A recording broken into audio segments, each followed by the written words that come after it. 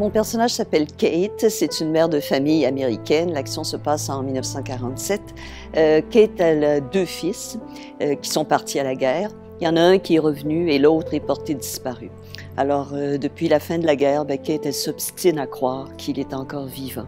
Et puis, c'est impossible pour son cœur de mère d'accepter qu'il soit mort. Alors, puisqu'il n'y a pas de cadavre, qu'on n'a jamais retrouvé son corps, elle est persuadée qu'il va revenir un jour. Annie, c'était l'ancienne voisine de la famille des Keller. Elle était fiancée avec le plus vieux des fils, qui est disparu à la guerre. Et elle revient parce qu'elle espère maintenant se marier avec Christian, le plus jeune fils.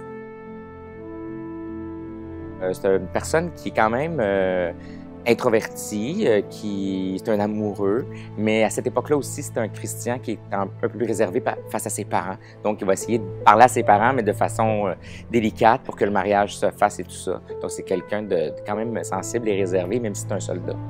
Tu penses que c'est de l'argent sale? T'as des piastres, puis des cents, des 5 cents, des 10 cents, la guerre, la paix, des piastres, des cents! C'est un grand texte. C'est un texte extrêmement fouillé, il y a plein d'affaires là-dedans.